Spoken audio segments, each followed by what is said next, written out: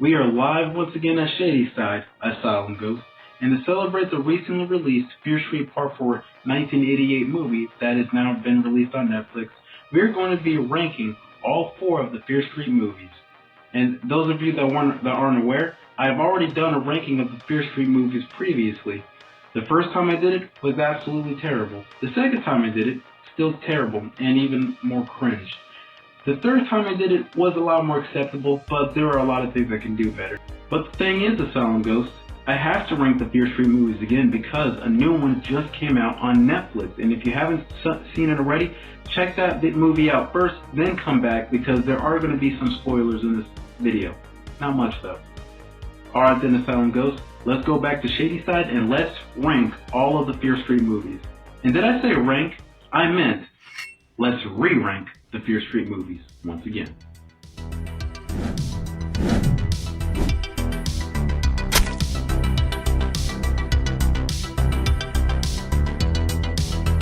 Coming in at number 4 spot is going to be Fear Street Part 3, 1666. Overall, I do enjoy this movie. I think it's pretty cool and entertaining in what they overall do with the theme of the story, setting it back decades ago in 1666, and they make it themed around that year and how people dressed, talked, communicated with others, and overall how they had to do things differently without the current use of technology. And the overall imagery of the film was pretty good. You really believe that this is all taking place in 1666, and they really do a good job with the camera work, the cinematography, and the way that they light things when they're like hunting down Sarah Fear and all that. And there are really intense moments in this movie, and I do like how the end of the movie plays out, how now Sunnyvale is getting the bad luck rather than Shady Side. But if I'm being honest, the reason why I put it on my number 4 spot is because this movie doesn't really do anything for me. I get that they're going back in time explaining what happened with the curse of Sarah Fear and her cause and all of this. And it's not really a movie that I would constantly watch, you know what I'm saying? And also with that, explaining why Sarah Fear was executed, in my opinion, that was pretty lazy. They could have come up with something better than what they presented to us on screen. Her making out with somebody gets her executed. Come on. It was pretty cool to see why her hand was missing in the struggle of fight with the other guy. She was fighting with the other guy, and he cuts her with the knife, and then he grabs her hand and it rips off or whatever. Overall, Fear Street Part 3, 1666 is a pretty good film, especially going back in time, telling us what happened with Sarah Fear and all that. But this movie could have done a lot better, in my opinion. Especially the main reason why Sarah Fear was executed. They could have come up with something better. Coming in at number 3 spot is going to be Fear Street Part 2, 1978. I love and adore this movie. I am a summer camp slasher fan. I adore this movie to death. This is a different approach. Instead of setting it in the 80s like a typical summer camp slasher film would be, this is set in the late 70s, 1978, the same year when Halloween came out.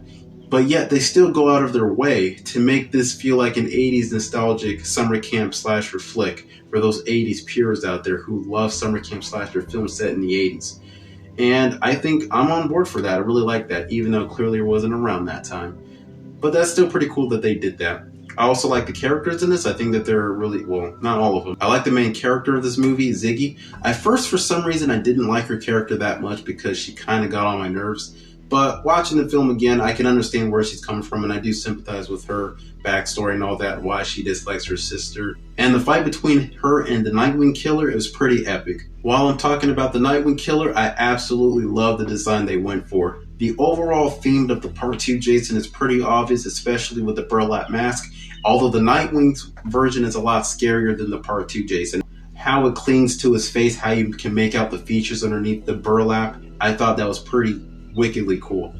The plaid shirt, the axe type weapon, very Part 2 Jason-esque, and the kills are pretty effective even though they're just one kill with the axe, the double-sided axe. I think they're pretty well and effective, even though they used a little bit of CGI to enhance the practical effects. And I thought that the score, the cinematography, the camera work, the lighting was all pretty good. It was there, and they did not disappoint whatsoever. Overall, I'm a fan of this movie, despite its flaws a little bit. I do think that the cave scenes drag a little bit. I think it's a bit slow. But overall, this is a pretty cool summer camp popcorn fest, slaughter fest movie. I have not used that phrase in a while. So this movie is going at my number 3 spot. Absolutely love it. Coming in at number 2 spot is going to be Fear Street Part 1, 1994. Really do love this movie. This movie has this vibe of Scream, just like how Fear Street Part 2 did, where it had like this Friday the 13th feel to it. And they even take it a step further, making the killer look like Ghostface. Not only with the aesthetic of the mask and the hood, like the skull type mask and overall the Grim Reaper design, but they even went out of their way to have the actor constantly like, doing this kind of arched over pose whenever, like, what Ghostface does when he's kind of arched over and he looks around stalking for his prey.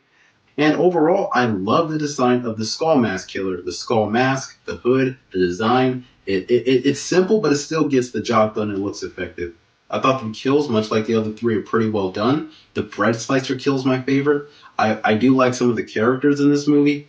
I'm not so crazy about the main character of Dina. I mean, if you're a Dina lover, congrats to you. But she's just never been one of my favorite characters in the franchise or in this trilogy. She's okay, I guess. But overall, I love this flick. Love it to death. I love the '90s nostalgia callbacks to it. The kind of nostalgia vintage feeling. Like there are some vintage feels in this film. If you are a '90s horror fan out there or a '90s horror movie geek, you are absolutely going to adore Fear Street Part 1, 1994.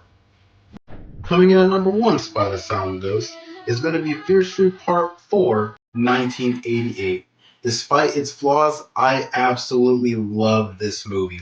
For some reason, this movie in particular feels more like Fear Street, to where overall, I love its simplicity. I love the simplicity of it just being a typical '80s slasher film. Well, set in the '80s, I should say. This isn't literally an '80s film, came out in the '80s. It's set in the '80s. And that's what I really love about it. To where in that book, there's a lot going on in that book, but there isn't a whole lot going on with plot. You still get the twist with the main girl being the killer or whatever, but they go off a different direction, presenting what I think is a pretty good film. I overall like the camera work in this film. I like the imagery. I love the way how they set up the lighting, and I think it's pretty well done and executed. I overall just like the whole aesthetic of the film, how they do camera shots. They do like tense moments when something's about to happen. So I really dug the score in this. I thought it was pretty well done, making sure it had that '80s nostalgia feel to it. I think that the camera work and cinematography is pretty darn good, especially in those nighttime scenes. I also thought that the kills in this movie were pretty good. They were done seriously, but the comedic relief, there were no CGI enhancements when it came to the gore for these practical effects when somebody was getting killed on screen. There were a lot of great kills in this movie. I even like what they did with the killer, to where the killer in this movie is not supernatural. They're not possessed. They're in control of their own body. They know what they're doing. They know what's happening. They're capable of doing these things, and they enjoy what they're doing. Speaking of the killer, I actually really like the look of the killer in this movie. I didn't like it at first when I saw the trailer. It just didn't do anything. It just didn't do anything for me. But watching the movie twice again, I absolutely love the look more and more. The simplicity of the killer's design, the red raincoat, the ghoulish looking mask. I really dig the look. And this killer uses a variety of weapons to kill people. He doesn't just use an axe like Nightwing. He doesn't just use a knife like Skull Mask. This killer actually uses a variety, plethora of different weapons to kill people in these over-the-top, brutal, painful, gory ways. So yeah, I really love this movie. I love the twist at the end where the killer is revealed. I won't give away any spoilers. I love what they did with this movie. I thought it was great. I had a blast watching this. I was surprised and shocked at the twist when it was revealed who was the killer. In fact, Fear Street Part 4, 1998 just came out. It's on Netflix right now. Hopefully you guys enjoy it. Well, I can't say hopefully you guys could enjoy it, because there are some people that already dislike this movie, and I can understand why. But as for me, as you can tell, I had an absolute blast watching this film. I love it. It's my favorite Fear Street movie that's come out. You might disagree, and I can understand why. I absolutely adore this movie. Everything that they do in this movie I thought was pretty well done, and it is at my number 1 spot. And that was my personal ranking of all 4 Fear Street movies. What do you guys think of this ranking? Do you guys like this ranking, hate it, think it's okay, or do you disagree altogether? Let me know what you guys thought thought about my personal ranking in the comments below. And also, what are your personal rankings of the Fear Street movies? I know a lot of people don't like this fourth one, but I absolutely love it. I had a blast with it. Alright then, Asylum Ghosts, I will see you guys in the next video. Hopefully you guys have a great time in Shadyside.